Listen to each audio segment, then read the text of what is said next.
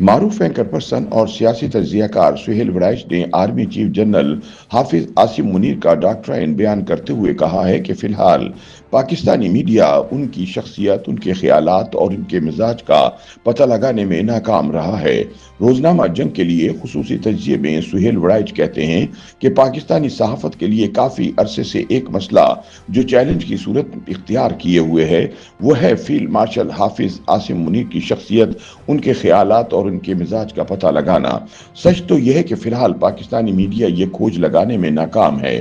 General Asim Munir نہ تو general Qamar Javed Bajwa کی طرح راتوں کو صحافیوں سے لمبی لمبی ملاقاتیں کر کے اپنا فلسفہ سمجھاتے ہیں اور نہ وہ جنرل اشفاق کیانی کی طرح دھوئے کے مرغولے چھوڑتے ہوئے اپنے ارادوں کا اظہار کرتے ہیں، اور نہ ہی وہ جنرل راحیل شریف کی طرح ISPR کے پلیٹ فارم سے حکومت مخالف سیاسی جنگ لڑتے ہیں۔ سہیل وڑائچ کہتے ہیں کہ جنرل عاصم منیر صحافیوں سے ملنے سے گریزاں ہیں اور ان کی میڈیا سے ملاقاتیں صرف دعا سلام تک ہی محدود ہیں۔ شاید اس کی وجہ یہ ہو کہ وہ ماضی کے آرمی چیفز کی جانب سے میڈیا کے سامنے اپنے ارادوں کے اظہار کو غلط سمجھتے ہوں۔ وہ بتاتے ہیں کہ میں نے ایک پروفیشنل صحافی کی حیثیت سے کئی بار جنرل عاصم منیر سے ملاقات اور گفتگو کے لیے وقت لینے کی درخواست کی، لیکن ہر مرتبہ شائستگی سے ٹال دیا گیا۔ بعض لوگوں کے خیال میں اتنے اہم غیر سیاسی عہدے پر فائز شخص کے اظہار خیال سے پیچیدگیاں پیدا ہوتی ہیں۔ تاہم یہ بھی ایک حقیقت ہے کہ خاموش رہنے سے افواہیں اور غلط فہمیاں جنم لیتی ہیں اور لمبی خاموشی ملاقاتوں سے زیادہ خطرناک ثابت ہوتی ہے۔ تاہم سہیل وڑائچ کا کہنا ہے کہ اس صحافیانہ استدلال کو کون سنتا ہے، حالانکہ افواہیں اور غلط فہمیاں پھیل رہی ہیں۔ ایسے میں سوال یہ ہے کہ ہم جنرل حافظ عاصم منیر کے بارے میں کیسے جانیں؟ اس حوالے سے راقب نے وزیر اعظم سمیت جنرل صاحب سے ملنے والوں اور جاننے والوں سے گفتگو کی بنیاد پر ایک خاکہ مرتب کیا ہے جو قائرین کے تجسس کی پیاس بجھانے کے لیے پیش کیا جا رہا ہے۔ سینئر صحافی کے بقول جنرل صاحب کے جاننے والے بتاتے ہیں کہ وہ دوستوں کے حلقوں میں ابریشم اور دشمنوں کے لیے فولاد کی طرح ہیں۔ وزیر اعظم شہباز شریف کے بقول وہ 1988 سے اب تک آنے والے ہر آرمی چیف آف اسٹاف سے ملتے رہے اور تقریباً ہر ایک کے فیصلوں کے مثبت اور منفی نتائج کو براہ راست محسوس کرتے رہے۔ ان کا خیال ہے کہ حافظ عاصم منیر ماضی کے تمام فوجی سربراہوں سے مختلف ہیں۔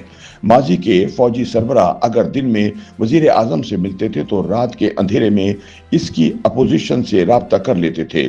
بقول وزیر اعظم شہباز شریف، سابق صدر عارف علوی نے آرمی چیف کی تقرری کے بعد کوشش کی کہ وہ عمران سے جنرل عاصم منیر کی فون پر بات کرا دیں، مگر جنرل عاصم نے سرکاری حکام کے علاوہ کسی سے بھی بات کرنے سے انکار کر دیا۔ حافظ عاصم منیر ذاتی طور پر مذہبی ہیں۔ وہ اکثر گفتگو میں قرآن پاک کی آیات کا حوالہ دیتے ہیں اور انہی کی روشنی میں اپنا لاہ عمل ترتیب دیتے ہیں۔ ان کی والدہ مرحومہ کی وفات ہوئی تو ان کی نماز جنازہ انہوں نے خود پڑھائی۔ وہ سمجھتے ہیں کہ ہر شخص کو دین کا فہم ہونا چاہیے، اسی لیے کسی مولوی کو نماز جنازہ پڑھانے کے لیے نہیں بلایا۔ حافظ قرآن ہونے کے باوجود عاصم منیر مذہبی انتہا پسندی کے خلاف ہیں۔ جب ان سے ان کے ایک افسر کی یہ شکایت کی گئی کہ وہ شام کے وقت دفتر میں نیکر پہن لیتا ہے، حالانکہ وہ جم کرنے کے لیے نیکر پہنتا تھا، تو جنرل عاصم منیر نے اس آفیسر کو بلا کر فٹ رہنے کا نہ صرف درس دیا بلکہ اس کی حوصلہ افزائی بھی کی۔ فیلڈ مارشل عاصم منیر تساہل دکھانے والے فوجی افسروں کو پسند نہیں کرتے۔ وہ ایسے 3 سینئر لیفٹیننٹ جنرلوں کو بھی ان کے عہدوں سے برخاست کر چکے ہیں جن پر ڈسپلن کی خلاف ورزی اور کوڈ آف کنڈکٹ کی پابندی نہ کرنے کا الزام تھا۔ پاکستان کی تاریخ میں آج تک کسی سابق ISI چیف کا احتساب نہیں ہوا، لیکن جنرل فیض حمید اس وقت کورٹ مارشل کے مراحل سے گزر رہے ہیں۔ عمومی طور پر یہ غلط تاثر تھا کہ جنرل باجوہ نے جہادی گروپس کی سرگرمیوں پر جو پابندیاں عائد کی تھیں، شاید ان میں کچھ نرمی آ جائے گی۔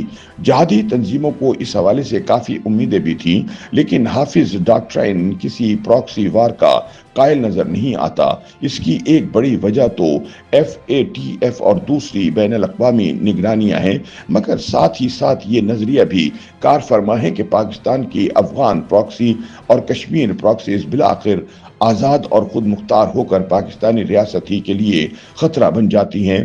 موجودہ ڈاکٹرائن کے مطابق ڈسپلنڈ فوج کو ہی ریاست کی واحد نمائندہ فورس ہونا چاہیے۔ سہیل وڑائچ کے مطابق سماجی طور پر جنرل عاصم منیر کے دوستوں کا دائرہ زیادہ وسیع نہیں، وہ محدود دوستوں سے ہی ملتے ہیں اور انہی کے ساتھ چلتے ہیں۔ ان کے دوست اپنے خاندان اور رسوم و رواج کے حوالے سے بھی ان کے مشوروں کو صائب سمجھتے ہیں، حتیٰ کہ کسی کی شادی پر سلامی میں کیا دینا ہے، ایسے مشورے بھی ان سے کیے جاتے ہیں۔ عاصم منیر عرصہ دراز سے اپنے دوستوں کی ٹیم لیڈر رہے ہیں اور انہیں لیڈرشپ کا خاصا تجربہ ہے۔ خارج دہشت گردوں اور فتنہ ہندوستان کے حوالے سے موجودہ ڈاکٹرائن میں کوئی نرمی یا گنجائش موجود نہیں۔ وفاقی حکومت کی پہلے رائے تھی کہ بلوچستان فرنٹ پر سیاسی ڈائلاگ ہونا چاہیے۔ نواز شریف نے بلوچستان کے سابق وزیر اعلیٰ ڈاکٹر مالک کو بلا کر مذاکرات کا عندیہ بھی دیا، لیکن جعفر آباد ایکسپریس کے دہشت گرد حملے کے بعد ایسا لگتا ہے کہ یہ سوچ بحث اور صلاح مشورے کے بعد سرد خانے کی نظر ہو چکی ہے اور اب آپریشن ہی واحد آپشن ہے۔ یہی وجہ ہے کہ اب خارج دہشت گرد سینکڑوں کی تعداد میں مارے جا رہے ہیں۔ طالبان اور فتنہ ہندوستان کو کبھی اتنی سخت مدافعت اور ایکشن کا سامنا نہیں کرنا پڑا جتنا آج کل کرنا پڑ رہا ہے۔ یہ ڈاکٹرائن پاکستان کے نظریے پر کامل یقین رکھتا ہے اور پاکستان کے اندرونی اور بیرونی دشمنوں کا بھرپور مقابلہ کرنے کا عزم رکھتا ہے۔ حافظ ڈاکٹرائن کو شدت سے یہ احساس ہے کہ پاکستان کی معاشی بنیاد بہت کمزور ہے اور جب تک اس کی معیشت مضبوط نہیں ہوگی تب تک ریاست بھی طاقت نہیں پکڑ سکتی۔ اسی خیال کے پیش نظر SIFC کی تشکیل ہوئی تاکہ فوج اور سول حکومت کے اشتراک سے بیرونی سرمایہ کاری کی حوصلہ افزائی ہو سکے۔ حافظ ڈاکٹرائن کا بنیادی مقصد پاکستان کو دفاعی اور معاشی استحکام دینا ہے اور ظاہر ہے کہ اس سوچ کے محور اور مرکز جنرل عاصم منیر خود ہیں۔ گویا اس ڈاکٹرائن کی کامیابی کا انحصار بھی ان کے معیشت پر خصوصی ارتکاز پر ہے۔ جنرل عاصم منیر کے خیال میں پاکستان کے معدنیات کے ذخائر اتنے وسیع ہیں کہ ان سے ملک کے تمام قرضے بھی اتر سکتے ہیں اور ملک معاشی طور پر اپنے پیروں پر کھڑا بھی ہو سکتا ہے۔ دوسری طرف ان کے نقادوں کے خیال میں سیاسی استحکام لانے کے لیے اس ڈاکٹرائن کے پاس کوئی فارمولہ نہیں، حالانکہ پائیدار ترقی اور استحکام کے لیے ایک ایسا فارمولہ بنانا ضروری ہوتا ہے۔ YouTube پر گوگلی نیوز دیکھنے کے لیے youtube.com کی سرچ بار میں گوگلی نیوز TV ٹائپ کریں۔ گوگلی نیوز کے پیج پر سرخ رنگ کے سبسکرپشن والے بٹن پر کلک کرنا نہ بھولیے۔ YouTube پیج پر اپلوڈ ہونے والی ویڈیوز سے باخبر رہنے کے لیے بیل آئیکن پر کلک کیجیے۔ آپ کو ہر نئی ویڈیو کے بارے میں نوٹیفیکیشن موصول ہو جائے گا۔